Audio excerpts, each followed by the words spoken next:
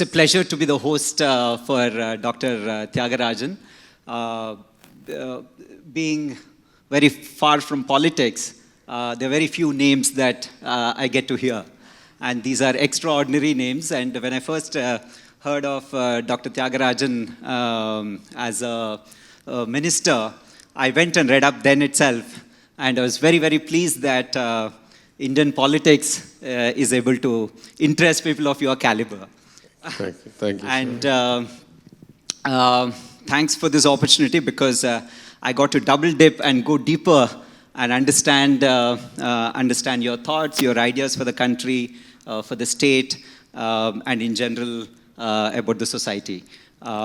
Firstly, I want to, many of you probably already know this, I want to say that Mr.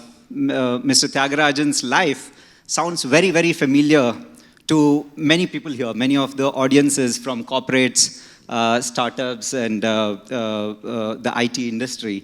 So Dr. Thiaga Rajan, like many of our friends, went to NIT Trichy. From there, he went to do masters in operations. Then he did a PhD. Then after that, studied business at MIT Sloan. All this sounds like very, very familiar, like a friend. And he fell in love there and married the person he fell in love with, transcending the barriers of religion, caste, whatnot, right? The country, nationality, and etc. And then had a fantastic corporate career. Became a managing director at Standard Chartered Bank. Had a really, really fantastic, typical kind of IT-based background, this thing. But then the familiarity ends there, right? After being the managing director at Standard Chartered Bank, he came back to serve the nation as a politician. So I was very curious to know,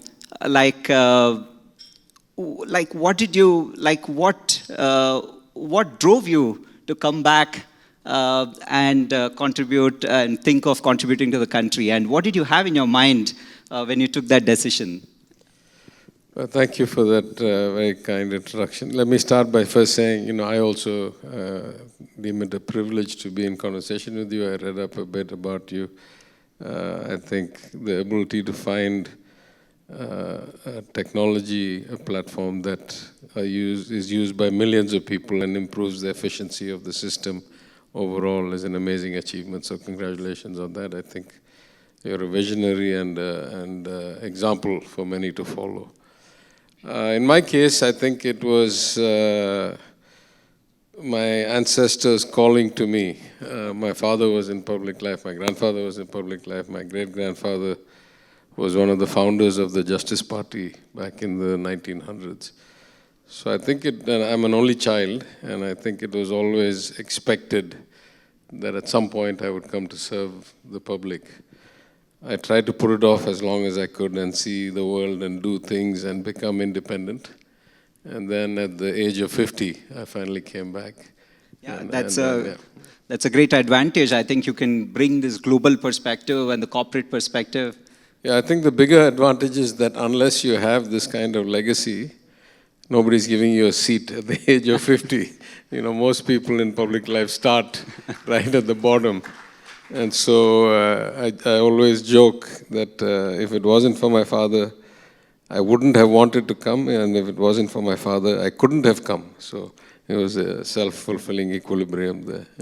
Yeah, very nice, yeah. And but you're very different from other politicians. What I heard is you won elections without spending money. That's phenomenal because it has large implications. I know very few politicians, but what I understand, I know very few politicians personally, but what I understand from them is, given a choice, right, they don't want to buy a vote because it's increasingly becoming a burden, right? It's become now earning money. Money's become a need rather than a want. You have to have money to be a politician. But you're very different. Like, I heard you win elections without spending money. How is that? I mean, what is the recipe? No, I mean, no, I think, listen, we all spend money. The Election Commission fixes a ceiling. We spend within that ceiling. We have to do some advertising, some campaigning, some going around. But actually, those costs are relatively manageable. It's like, a few lakhs of rupees for an MLA seat. But I think the difference is, at the core of it, you have to decide what kind of relationship you want with the people early on in your career. And the people will take you on that agreement or that kind of faith, in my experience, continuously. So the first time I came, I was a rarity. I was advised that I had to, pay. I was told that my opponent was doing it, that others were doing it. And I just said, I came for a different reason. I came to serve. And so that day was the key decision point, right? In the earlier conversation, I was saying that sometimes when you make a decision, you don't understand the second order, third order, 10-year, 20-year implications of these decisions.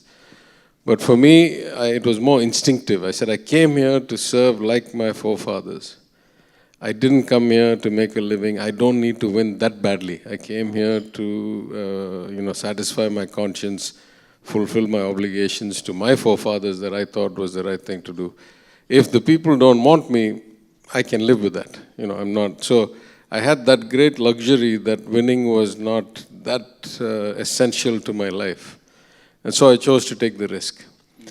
But the good news I want to say is that if you make that kind of compact with the people and you continuously deliver, then I think over time it becomes the norm and other people start asking the question, can I also do the same thing? So, in my limited understanding of Tamil Nadu politics, this culture of money and elections was not prevalent before like the mid-2000s. I know my father stood in elections before that. I've seen, though I lived in the US, I used to come back to help him. It became more prevalent after mid-2000s or so, after my father passed actually, because in his last election in 2006, which he won, we certainly didn't spend any money. But somehow it became prevalent and I came 10 years later. By then, in 10 years, it had become relatively widely spread. So I thought this is my chance to test if it's like a breakable or unbreakable phenomenon. And just to give you the statistics, in my constituency, the two elections before I ran, my party had lost it by 13% and 16%. And of course, every election is different, but at some other level, the voters are roughly the same. So you can't read too much into the data in a time series, but there's some value. But I went from -13, -16% in 2011 and 14, MP and MLA together, I'm saying. 2016, I scraped through, plus 4% or something like that. By 2019, not only did we do well, but we did better than the state average for my coalition, or roughly the same as state average, and better than any of the other 9 MLA districts in my constituency. By 2021, I was like 16 points or 17 points better than the state average, and by far the number one in my district. So it went from plus 5 or 6% to plus 19% to plus 24%. So we've just been moving that way, including this recently concluded election.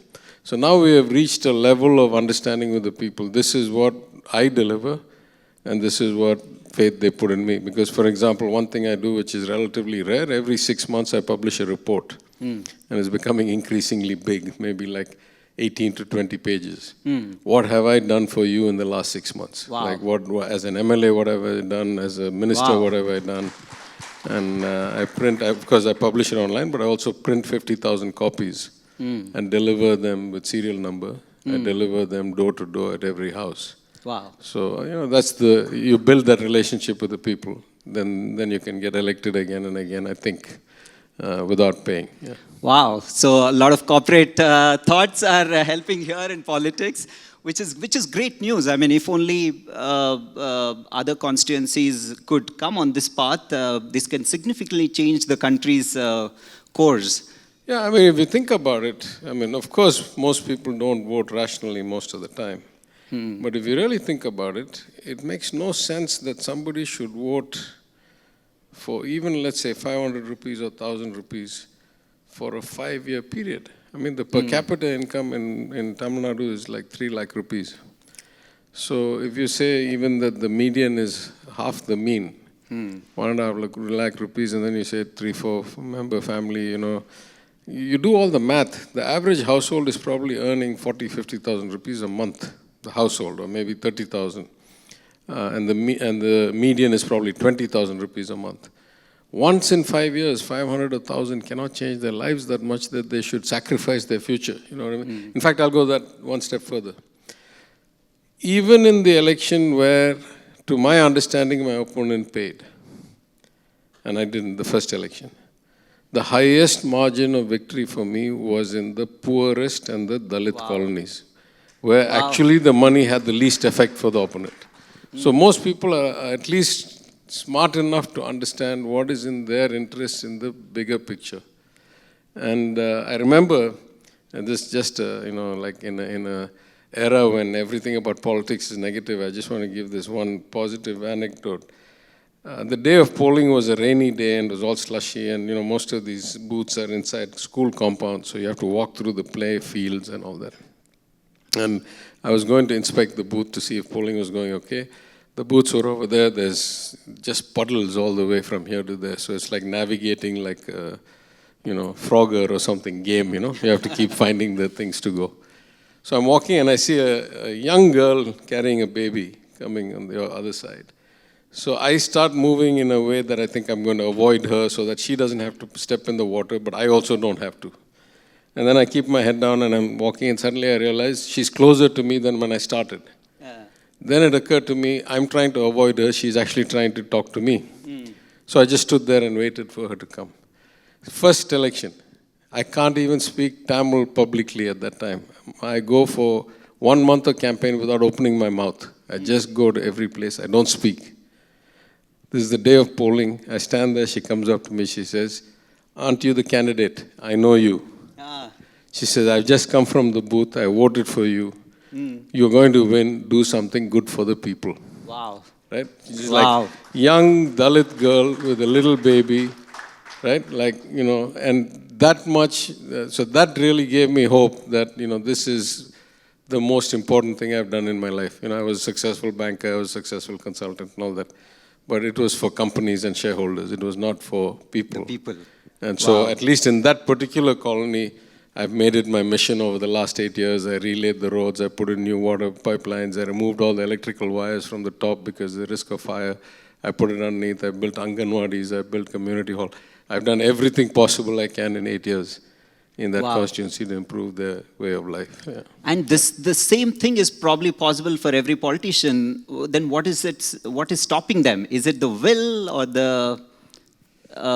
I don't know. I think there's the whole negative aspect, right? And again, it starts with this core of faith. I believe that most people are sophisticated enough thinkers. I believe that if you're a human being who's alive today, irrespective of your education level, irrespective of your economic level, you have an innate biological intelligence, through the process of evolution of human beings, that you can tell who is who and what is what.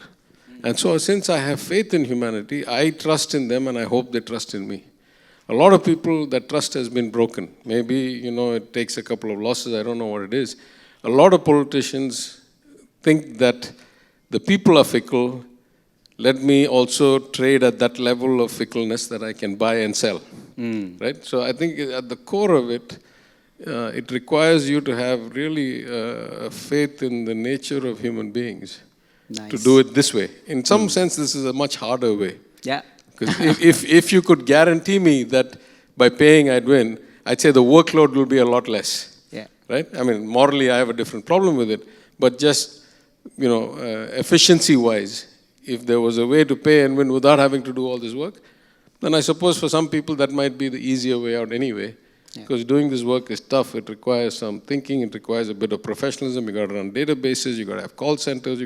be connected to the people, you have to do a lot of work. Yeah. So. Yeah, I mean, perhaps you could start an institution to educate for the better of the country, to educate others to go your way of doing it. No, I think the world is going that way. I think more and more young people are coming. I think more and more advisory firms are coming, at least now for the campaigning part. But much more is needed for the serving part. I think you're right. I think we need to do more of that. Yeah. Sure. Thanks. So now I want to move towards the context of this conversation, which is the Dakshin Dialogue. I understand that you are the first one. You have inaugurated this conference a couple of years ago. Which means you're very connected to this concept of having a Dakshin dialogue.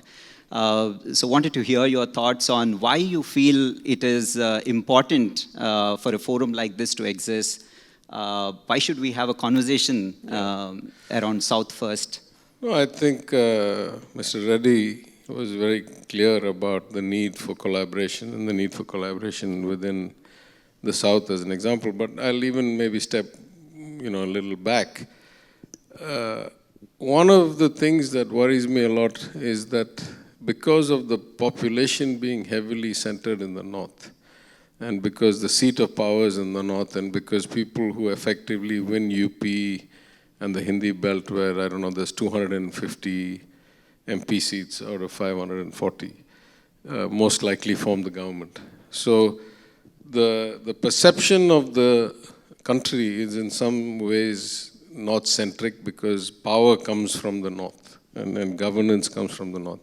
So in that sense, when Vasu first came to me, before he started this, he came and we had a conversation in Chennai, and he said, I want to start showing that the South also has its kind of features and characteristics and some commonalities and some issues. So I said that makes a lot of sense because the identity of India is very much a northern identity in many ways, and the fact that the southern identity is a bit hidden and it's a bit different. So I think that's one thing. The second thing I would say is that I said this in the GST Council when I was a member, the need for state-to-state dialogue has never been higher.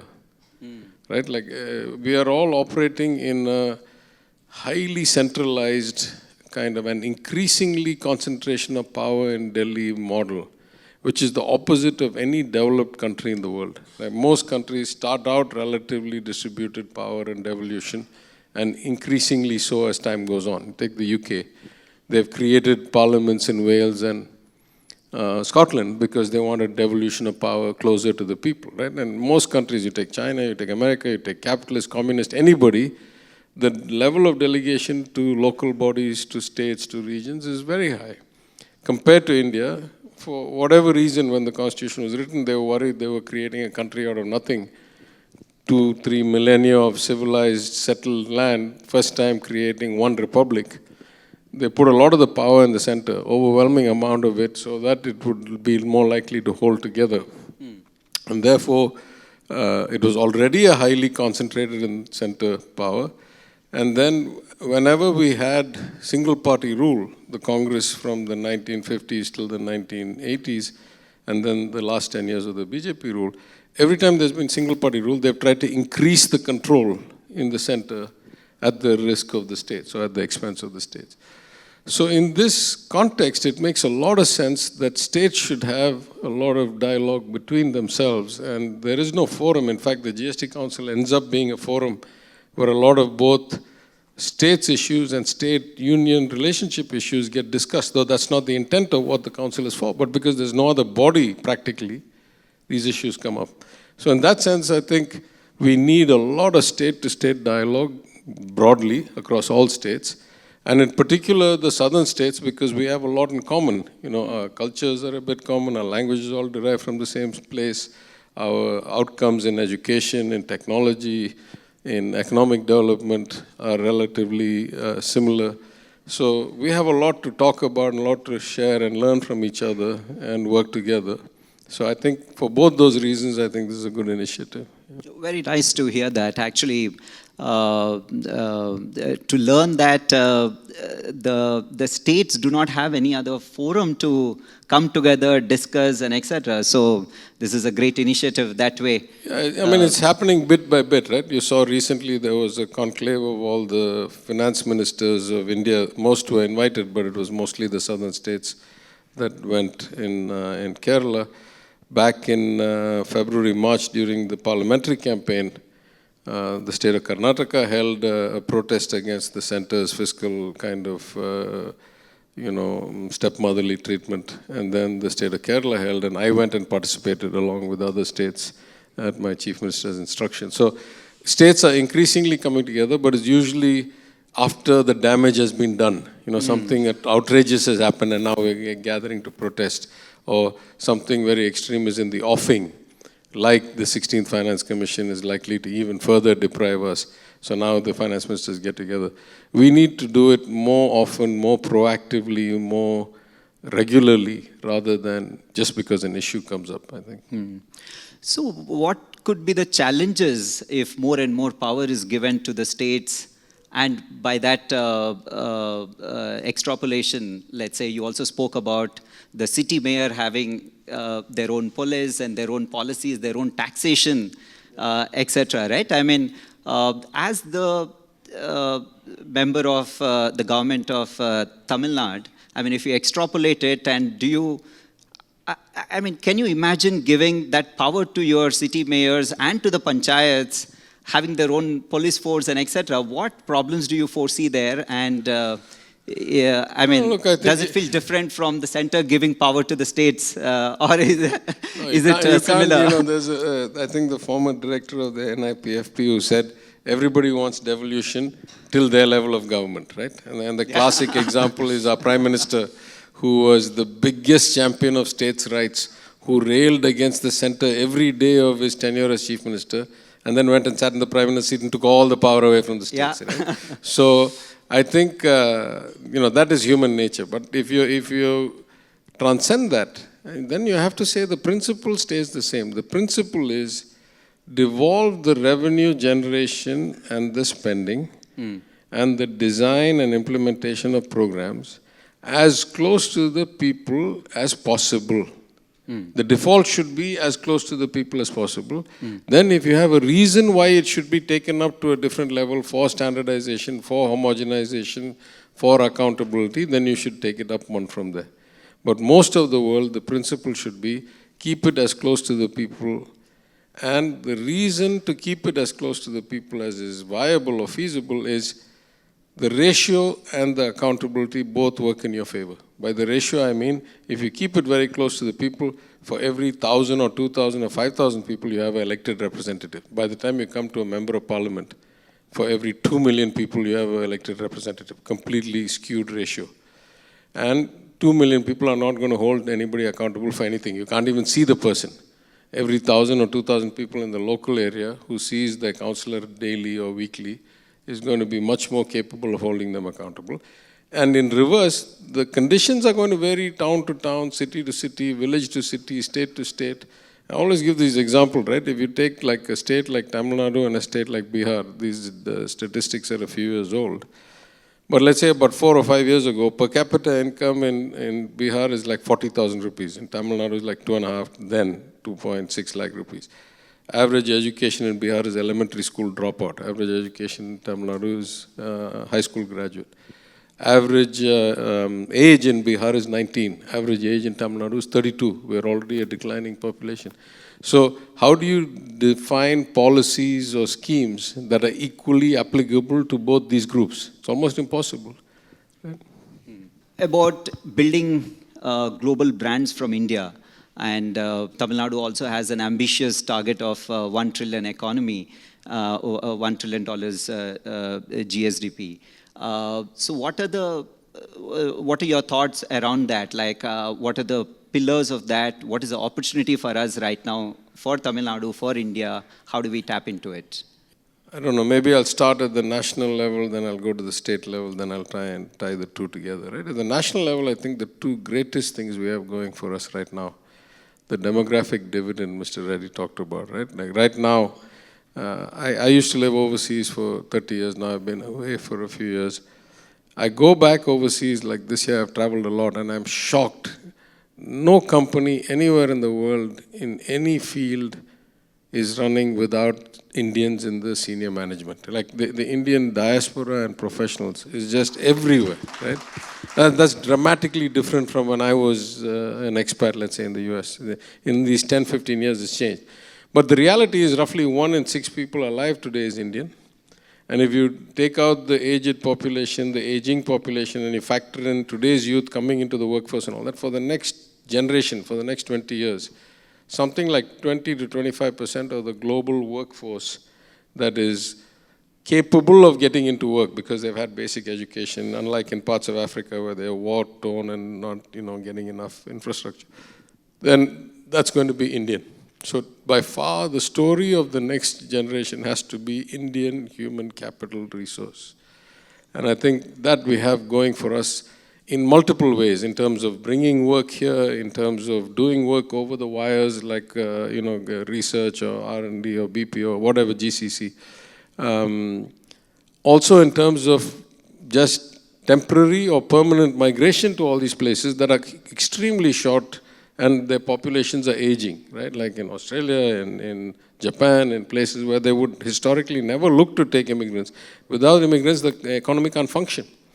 So it has to be a capital story. The second is the last 20 or 25 year implicit trade of the whole world was shift all your manufacturing to China, and in return they'll use all their excess profits to fund your government debt, your deficits, right? They built up their foreign exchange reserves to 4.5 trillion or something like that. That trade is unwinding dramatically. China's got a lot of internal problems. They're selling down their foreign reserves. They've got to deal with a lot of things. But a lot of the global corporate community, partly because of COVID, partly because they've understood the risk, concentration risk of keeping everything in China, but also because they're worried that the Chinese companies are becoming so big and so good that they may dominate whole industries and sectors. So for all these reasons, the de-risking of China is happening at an exponential pace. Like, we talked about this Bloomberg story about what is happening in Tamil Nadu. Yes, we're doing a lot of things right. But the macro wave is everybody's getting out of China. And the overwhelming majority of the increase that has happened in our electronics assembly in the last 2-3 years is a function of Apple shifting iPhone production out of China and into Tamil Nadu, effectively, right? So this shift away from China is going to provide a once-in-a-generation macro-seismic opportunity for us if we can seize it in assembly, in manufacturing, in design, in engineering services, in AI, in technology, in everything that people are doing there is going to be looking for a new home. Of course, we have competition. We have in Vietnam and Thailand, most of the competition is in Southeast Asia, also in Eastern Europe, places like that. Now the question is, what are the states doing about it, and what can the center and the states do together? The states are doing, I'd say, some better, some worse. We've had really good outcomes in Tamil Nadu. We're focusing on skilling, we're focusing on infrastructure, we're focusing on relative ease of doing business, and more than ease, speed of doing business, right? Like what China is really known for is that the gap between intent and outcome is very short and very reliable, that you can start and get things done. We need to get to that level where if an investor comes to us and says, I want to do something in a reasonable period of time, 6 months, 9 months, 1 year, they should have it up and running. So those are the kinds of things states need to do. I'd say we're doing better than most, but we can do a lot better still. In fact, because the opportunity is so big, I worry that we're not geared up enough to seize this opportunity. The wave is just crashing on us like a tsunami, and we should do a lot more. Then the question is, what should India or the government of India and the government of the states do together? And I think that's really where the biggest weakness is. Right now, the government of India, I say this apolitically, is basically neither taking a lead role in doing all these marketings, they announce some policies and stuff, or when actual investments come, they're directing them to their favored states, right? 1 or maybe 2. And there is no coordination between, like if we get called, like I get called all the time to speak at international conferences. I have to get approval from the government of India before I can travel. That approval process itself is so onerous and so painful that I hardly, sometimes I just say it's not worth it, let me not even apply. Then when I apply, it will be given the day before I leave. If it's given that late, I can't set up 6 other meetings, because if they don't give it in time, I don't want to renege on meetings I've set up and spoil my relationship. What they should be doing instead is encouraging us to go, supporting us with their partner in the meeting and saying, how can we work closer together? How can we market jointly? That, because, they set the free trade agreement, they set the diplomatic relations, they set the incentive models. All those are done, rightly so, by the union. We can't have every state having its own policy for Estonia. But once they set that, then there's no factory in the Union of India, right? It has to be in some state. There's no office that is being set up in some cloud. It is set up in Delhi or in Tamil Nadu or in Telangana or someplace. So I think the government of India needs to work a lot more closely with all states, and in particular the southern states, because that's where the headcount is. We just heard the statistic, 2/3 the revenue and 50% of the headcount in these areas of technology are in this part. So really we should work much more closer. And I think that's probably the biggest gap we have right now. The center does very little to coordinate and cohesively market India, including us. We are doing okay, and we are benefiting from the wave. And given that it's a once-in-a-lifetime opportunity, Absolutely. Maybe there is a hit or miss. Like if you don't take it now. No, it's once in a lifetime for 2-3 reasons. The first reason is that this is 20 years of one trade unwinding, right? It will unwind with or without you. It will go to other places. It won't come to you. The second is you will not have this demographic dividend again, right? Let's be very clear. Places like South India are already declining populations. We may not want to say it openly, but the total fertility rate dropped below 2 a decade ago. Even places like UP and Bihar are on trajectory in the next 10-15 years to hit by peak population and start going down. So it's not like you'll perpetually be the human resource capital of the world. You are today. But at some point, Africa will become the biggest source of human beings and not India. So this is a unique opportunity because both these trends are coming together and both have limited lifespan. It's not like today, tomorrow, but it's not like perpetually. It's somewhere between 5 and 15, 20 years, right? And you spoke about tough competition from Vietnam. What advantages do they have over us and how can we catch up? I think the two immediate advantages, I used to run the global business for my old bank, so I traveled to a lot of these countries, and the two immediate advantages that come to mind, one, you don't have to deal with multiple levels of government in Vietnam. Vietnam is one entity. Here you have to, if you want to set up in Tamil Nadu, the government of Tamil Nadu, the government of India, and you have to have some approval from them, some approval here, all these things. FIPB was big enough, all those things. The second is, in a way,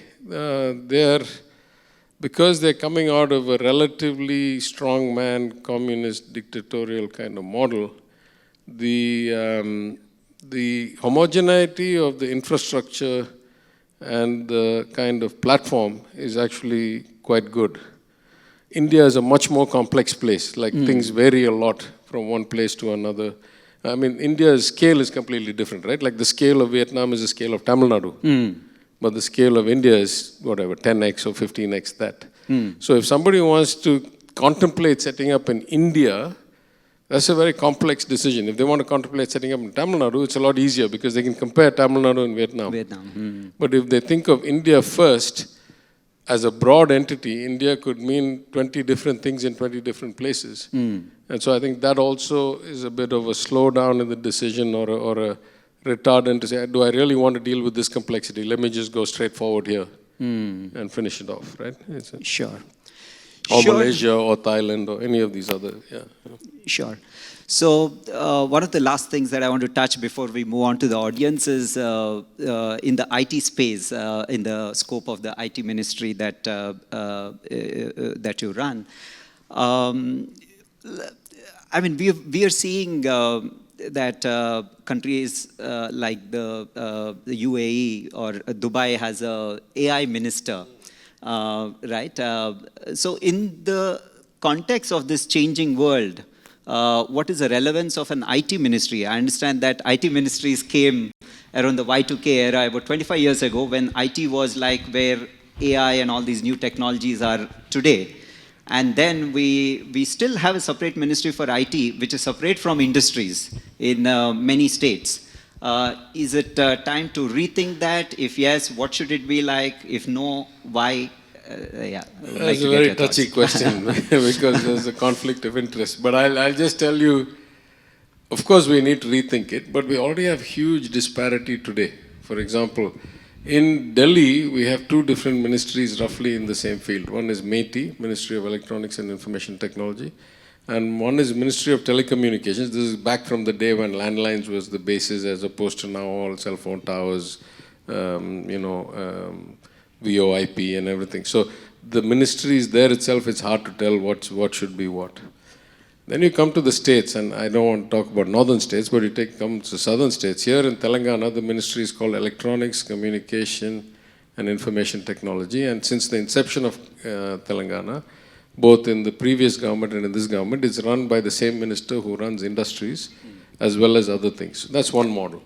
Then you go to Andhra, and it's also, because it was the parent state, it also has Electronics, Communications, Information Technology. And it's run by a minister who runs, among other things, the human resources management and stuff, Mr. Nara Lokesh. You come to Kerala, it's called Electronics and Information Technology, no communications, and it's run by the chief minister, integrated with many other portfolios. You go to Karnataka, the ministry is called Electronics, Information Technology, Biotechnology, and Science and Technology, and is run by a very senior minister who also happens to run rural development and other things. In Tamil Nadu, we have a Ministry of Information Technology that really should be called the Ministry of Residual Subjects. Because in industries, we have promotion of information technology, all the tidal parks, which are announced as information technology schemes, but run under the Industries Ministry. We have electronics is completely away from information technology. Many of the startup missions are also partly in information technology, partly in the MSME sector and all. So the structure of the departments have been designed ad hoc or accidentally or by that date's twist of terms in late 90s, early 2000s across all these states. And so I think there's time for a fundamental rethink in the age of AI, but also in the age of integrated technology inside. I mean, it's hard to think of industry without technology today, right? Yeah. Like if you really think about it, there's no industry that runs without a lot of embedded information technology.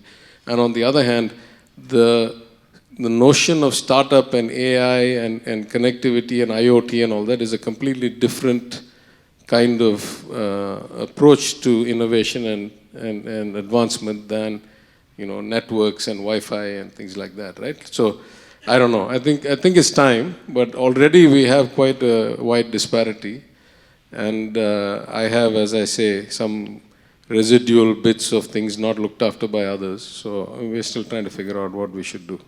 Yeah, and also in the age of great opportunity for India, I think some of these things need to be. Definitely. Yeah.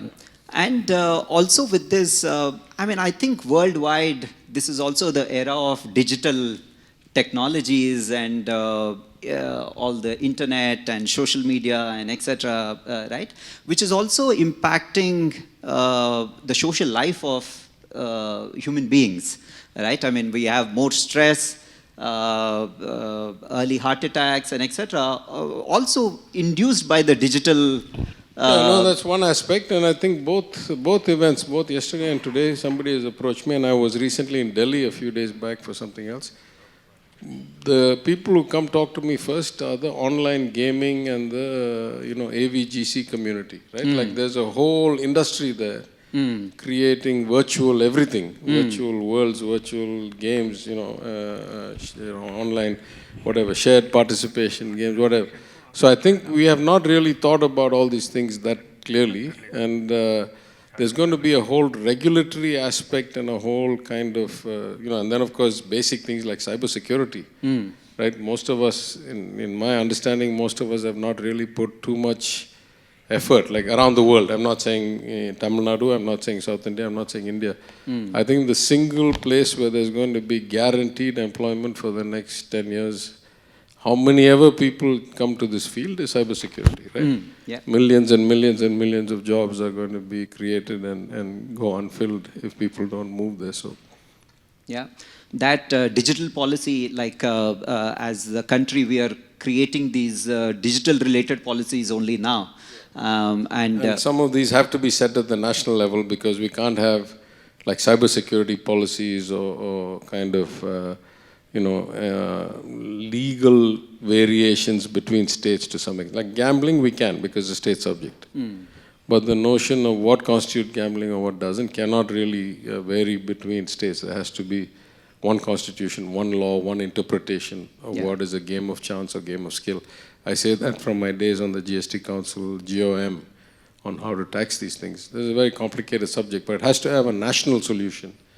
I can't have, I can't arbitrage companies setting up in Telangana or Karnataka based on whose law is more conducive to them. Yeah. And given that our cultures are so different in each the states, is there opportunity for any of these digital policies around well-being? Like how much should a child be, teenager be allowed? What kind of content be allowed? Is there a scope for state policies around that? I mean, given that we have IT ministries everywhere and culturally we are so different, I mean, what restrictions should we have? What things should we allow? Because all this is new to the whole world, like you mentioned.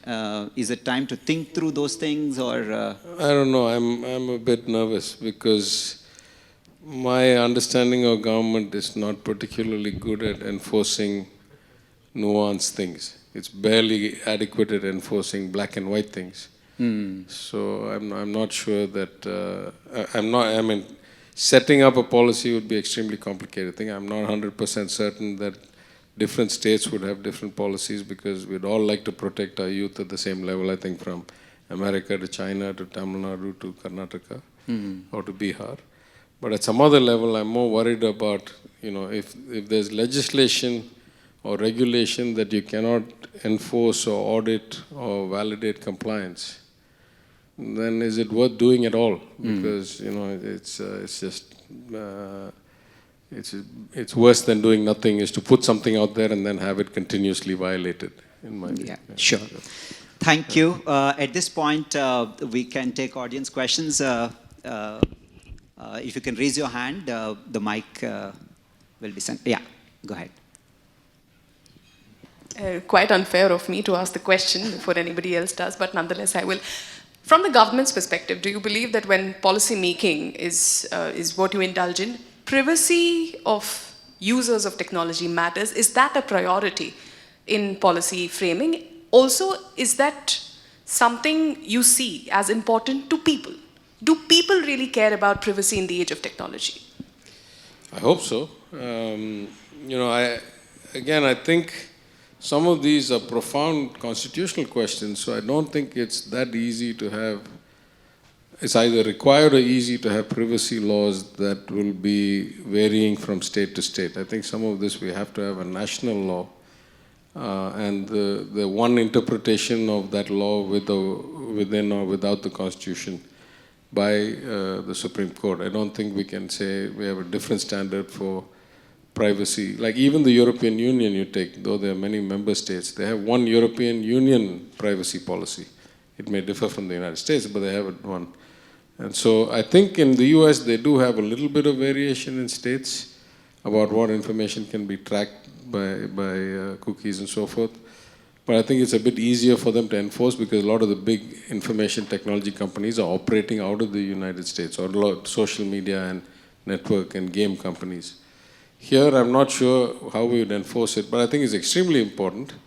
Extremely important first and foremost to ensure the state is not surveilling people. And then, of course, to ensure that companies are not exploiting. So far, we have not had that big a problem because not enough of us are online and not enough of our lives are online for it to be a real problem. It's a problem, and it's more of a problem for some than others, but it's a kind of a richer people, better access to technology, people's problems so far. But at some point, it's going to become everybody's problem. But then at that level is as profound a problem as is your Aadhaar number safe. So I think, these are policies that will have to be started at a national debate first, and then maybe there can be variations in the states. Sure. Yeah. Hi, my name is Rizwan. I'm a software engineer. So earlier you had mentioned that one of the main problems with our democratic system is the lack of accountability because people change every 5 years. So I was wondering what your opinion on different other forms of governance like constitutional monarchy or an aristocracy. No. Where people are No, I'm not advocating anything. I'm just saying that the Constitution was designed where a lot of things are supposed to be held accountable. There's a CAG, there's an internal audit in the government. There's supposed to be some consequence if you violate the rules or the norms or you're corrupt. There are DVAC, there's a CBI. The CBI was not set up to do political persecution. It was set up to do investigation of government servant corruption. That was the original intent, just like the Department of Vigilance and Anti-Corruption in Tamil Nadu. So all these entities have become either dysfunctional in their original intent or misdirected in their practical usage, or in many cases, forget all that. Even the Auditor General's reports, the annual kind of CAG, PAG reports, there are no consequences for it anymore. Nobody cares. Violation after violation is found. Thousands of paragraphs get written. I served on the Public Accounts Committee for 5 years as an opposition member, and then for a couple of years as an ex officio member when I was finance minister. And it's ridiculous how many violations come and how little consequence there is for it. So when I was finance minister, I was actually trying to beef that up. I was greatly focused on that. I set up a committee for audit reforms. I set up a special office of Director General of Audit, head of department. I gathered all the internal audit departments away from their respective functional lines so that their arm's length, brought them into the Director General of Audit, got all these people trained, changed the recruiting process so that we weren't just taking former clerks and junior assistants and over time promoting them to be auditors. Insist on rotation of auditors so that if you're sitting in audit in Salem, you have to actually audit the books in Madurai so that an excess can't form. I was trying to bring back accountability into this. I think it's doable. I think the fact is that most people either don't have the political will or they don't have enough understanding of how to actually build a system as the Constitution says it should be. It's not like rocket science. We're not doing this for the first time. Maybe the implementation of it can be better, more driven by technology, more adapted to the scale of government today, which is many-fold what it was at the date of the Constitution. But the Constitution has built-in checks and balances and accountability. It's just not being exercised or followed or implemented. That's the problem.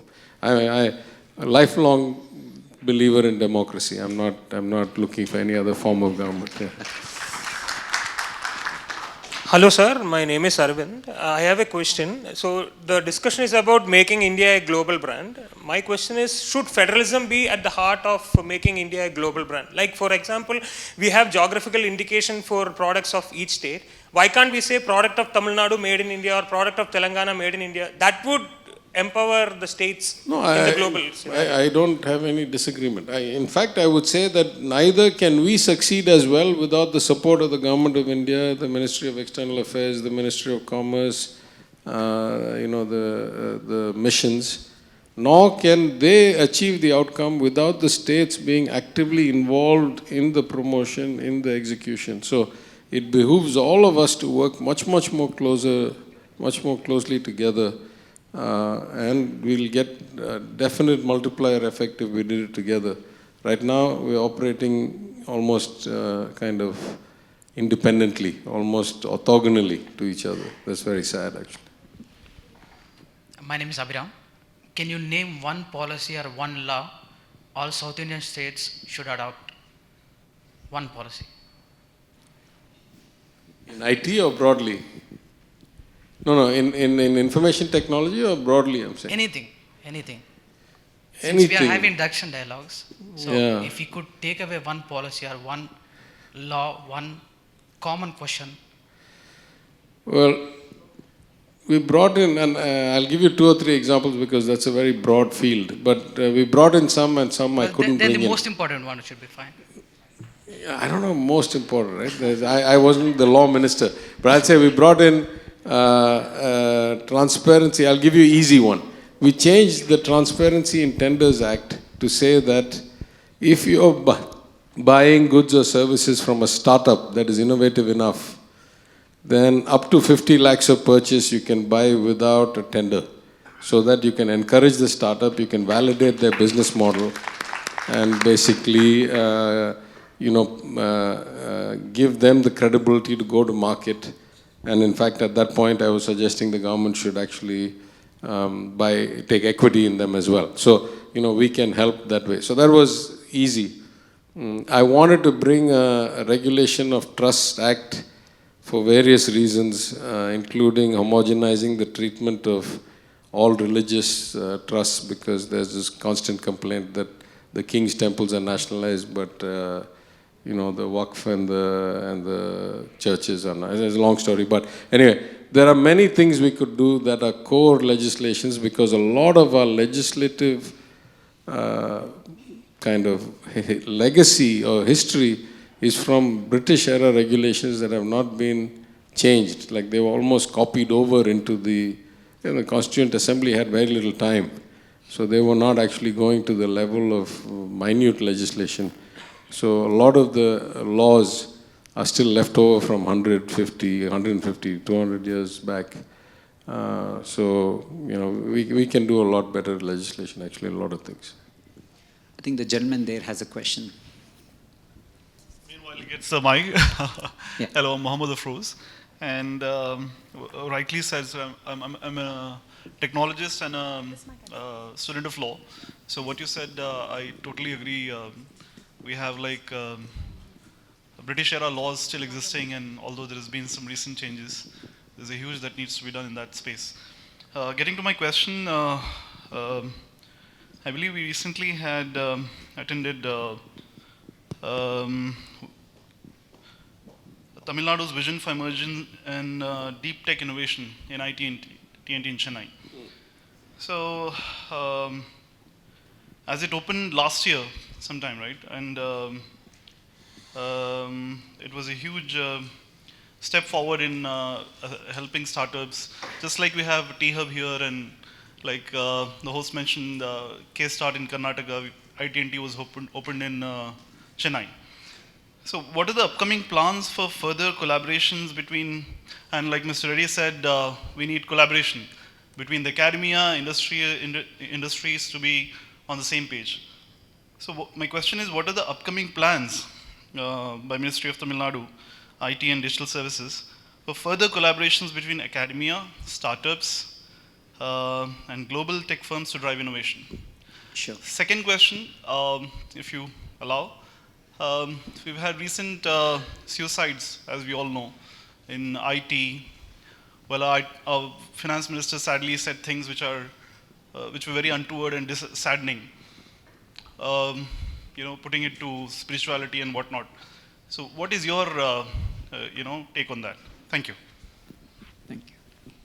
I want to say we're collaborating all the time. When I took over this ministry, I brought a whole delegation up to Hyderabad, and my friend PTR hosted us. We went and saw T-Hub, T-Works, all the V-Hub, all the different aspects of it, the task. And some of it we had, some of it replicated, some of it they learned from us. I think we've signed an agreement now between IT&T and either T-Hub or V-Hub.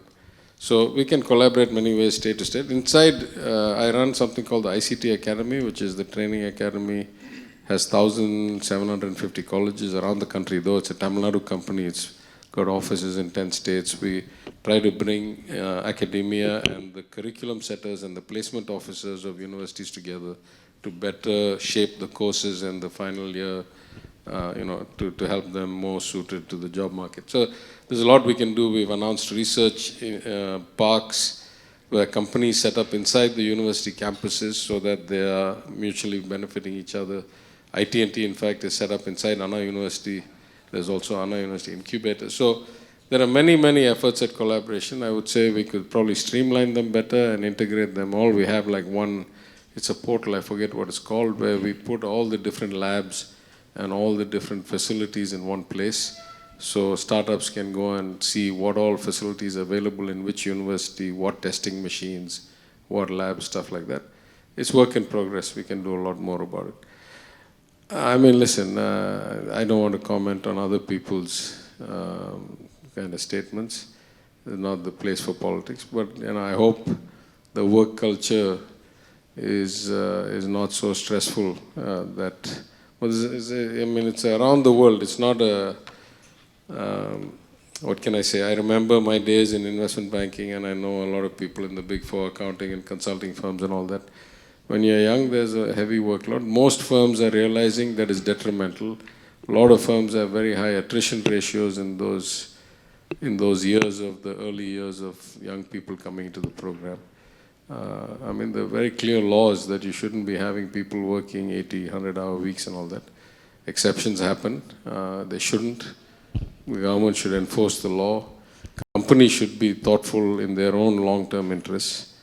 I hope that it's a rare occurrence that will be an instance for soul searching, and we won't see too many problems like that going forward. Yeah. Thank you. We'll take a last question from there. Yeah. Sir, you were hinting at some discrimination by the north to the south, with the south. I agree that after independence there was this license Raj, and southerners were denied the rightful industry. But I don't think so it applies today. How can you buttress your I'm not sure I argument? was hinting at any discrimination. I just said because the bulk of the vote bank for the MP who controls parliament and the bulk of the population is there, the perception of India is often that of North India, and maybe the fact that South India is quite diverse is sometimes lost in the bigger picture. That's all. If there is any, I won't call it discrimination, if there is any systematic differentiation, it is that generally in the South, we pay in a lot more taxes and we get back a lot less money. And in the North, much of our money is going there. It's okay. I don't have a problem with it. That's what all rich places are supposed to do inside one country for poor places. What I have a problem with, which I keep saying again and again, at least for the last 25 years, these transfers have not done what they're supposed to do. If you take money from the better off and give it to the less well off, it's intended to bring them closer to equality. It's intended to narrow the gap. 25 years of ever increasing transfers have led not to closing the gap, not to stabilizing the gap, not just to a widening gap, but to an accelerating widening of the gap. So there's some random noise, the fake news machine is disgusting, but it's efficient. And so around the end of December, they put out something saying, UP has beaten Tamil Nadu as the second biggest economy in India. What a great deal. It is profound stupidity. So I didn't do anything for 2-3 months. And then I went and got the data because it started coming back second cycle. And the facts I said were, UP's population is like 200 and something million. Tamil Nadu's population is 75 something million. If UP is not a bigger economy than Tamil Nadu, it is a crying shame. It means the inequality is that they are 1/3 as well off as us, number one. Number two, from independence till 2014, UP was a bigger economy than Tamil Nadu. Because there were only 40% or 45% of us. Now they've dropped to 32% of us in the last 10 years. Third, when UP was 102, 103% of us in, total, not per capita I'm saying gone from 42% to 30% to 32% of us. But when the gross economy was greater than ours and was 100 and something percent, the devolution of money from Delhi was for 1 rupee they got slightly less than 3 rupees. In 10 years, that has changed to if we get 1 rupee, they get more than 4 rupees. 1 lakh crore extra rupees are given relative to the trend line in 2024 compared to 2014. And yet, the economy has gone from 103% down to 93%. So my question is, what is happening with all this money? What is the point of making transfers if they keep getting worse and worse? They should be getting better. What is happening? That's the only question I'm asking. I'm not saying don't take the money. I say, what happens once you take the money? Why is it failing to deliver any result over there? I have an answer. It is because they're not putting it into the 2 or 3 things that basically matter. They're not putting it into inclusion of everybody into the system of nutrition and education. They're not insisting that 100% enrollment has to happen first in primary school, then in secondary school, then. So if you don't do those things, how much ever money you put into a place, if you're not building the platform, it's like, throwing it down a well. So that's what's happening. And where's the money going there? It's going to, just like it is in many places, they accuse us of having a freebie culture. If the money is going to the UP and is not showing up in results, where can it be going? It is going into disbursements, right? That's where it's going. Sure, I specifically asked that question because I just wanted you to educate us on the benefits of the, so-called freebie and welfare culture. That's my last question, and you... No, listen, yeah. At the political level, it is kind of perverse, right? If I do it, I call it investment. If you do it, I call it freebie. It's idiotic. Everybody gives something for free or subsidized everywhere.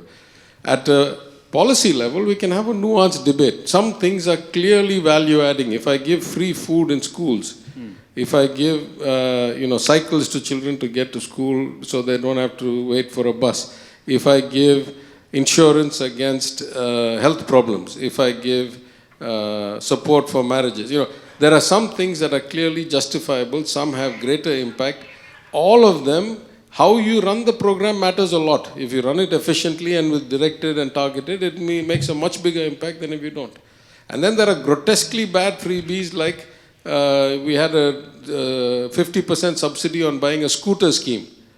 How does that make any sense? I'm running a public transportation system where I'm not able to get enough riders. I have 2.9 crore two-wheelers registered in Tamil Nadu for only 2.3 crore ration cards. It's a universal ration card state.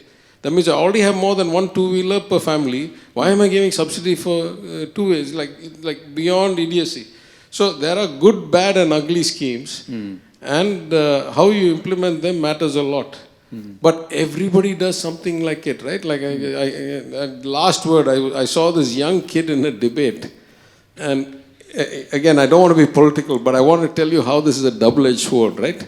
There's a young kid, like 13, 14-year-old kid, and there's a pracharak of a party. He comes to him and he says, the PM has given 800 million people, 80 crore, 80 crore people are getting free rice. And this guy says, what are you talking about? He says, 80 crore people are free rice. He says, okay, 80 crore people free rice, right? So you agree there are 80 crore people who are so poor they need free rice from you, right? Right? So I'm saying this is like, the politics is just random noise like any other thing. If you're thoughtful people, you say, what are you giving it for? Is it an investment in the future? Is it an insurance program? Is it just buying votes today?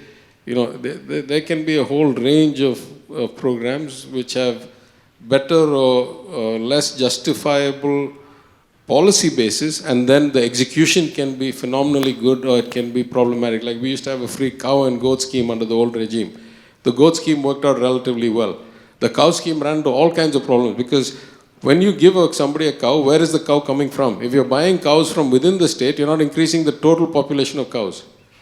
So you're basically driving up the price of cows by getting the government into the buying side without no change in the supply.